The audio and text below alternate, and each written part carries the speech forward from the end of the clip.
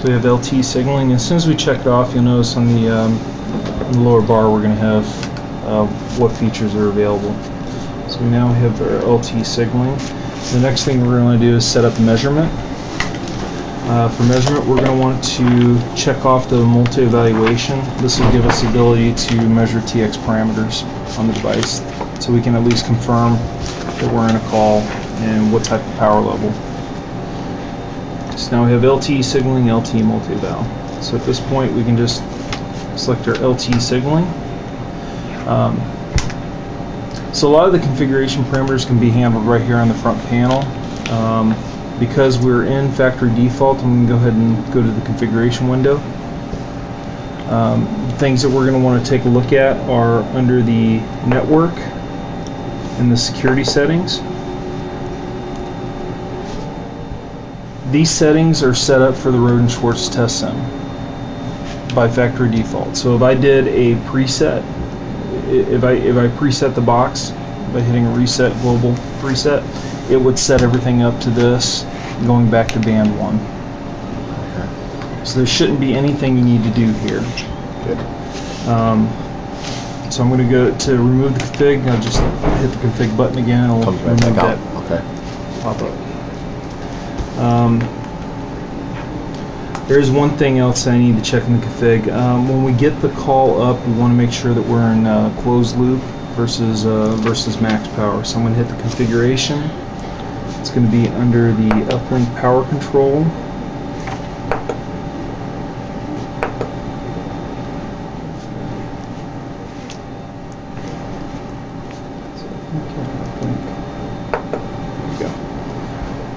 So the uplink power control, the transmit power control, or TPC bits, we just want to make sure that this is set to closed loop when we're trying to originate a call. Okay, during your test session, you're going to want it to transmit at max power. You can just select the max power. It'll send the all up TPC bits. Okay. But you'll have a very difficult time getting it to connect if you're not. So you connect it with closed loop. Once you get it connected, then you come back in here and change it to max power. Yes, I'll show you. There's an easier way to change the TPC bits from the measurement window. Okay. Once it's in a call, though. So, so I'm going to go back to our connection control window. So first thing, I need to set up the band. We're going to be operating in band 12. Set up our channel. What channel are we working with? 69, right? Oh.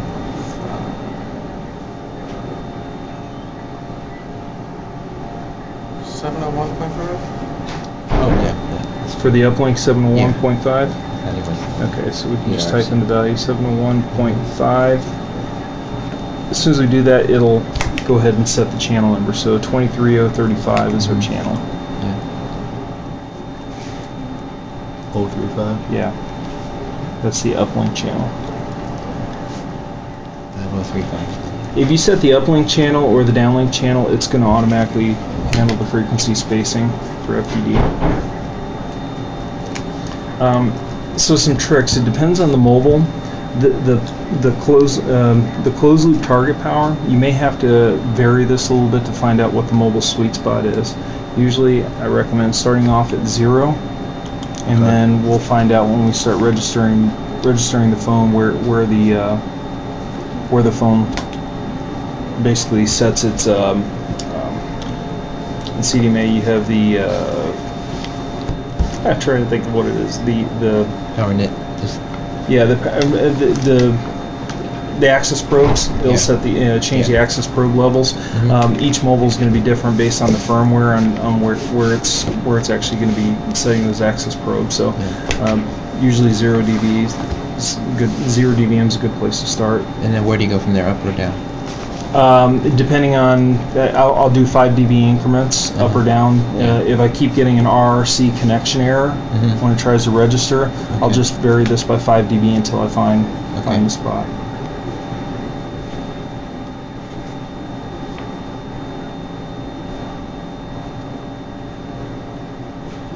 You open loop to 20, then 20 is Fine, no changing there. Because we're in closed loop, it doesn't matter. If I changed it to open loop, then we'd be looking at the PUSCH, open loop nominal power. And what would happen is during the registration process, it would try to set the transmitter to minus 25 varying TPC bits.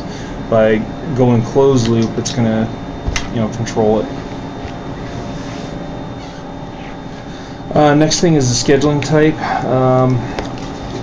I'm going to go with user-defined channels. We can do RMC, but user-defined basically handles the scheduling for all resource blocks. In this case, are we going to want to use all 50 resource blocks? Yes. In this, okay. 50 is 10 meg. We only want 5 megahertz. You only want a 5 meg bandwidth? Yeah. Okay, so the first thing we need to do is change our bandwidth then. Cell bandwidth. Cell bandwidth, we'll go to 5 meg. So now we're down to 25 resource blocks, and we'll just max it out at 25. For test purposes, I would leave it in QPSK. It's just going to be a little more stable connection. We're using all full resource blocks, so from an interference standpoint, it's going to be the same. It's just going to give the mobile a better chance to keep the connection up. So that should be all we need to do there. At that point, we just need to turn LTE signaling on. We need to select the LTE signaling and then hit the on-off button.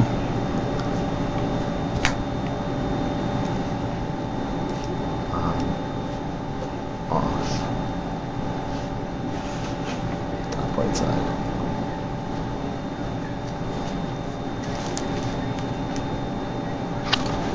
Do we have an antenna that we're going to use for this? So for the phone itself, you mean? Or no, for that? No, we don't have one. So we're gonna wait for. Okay.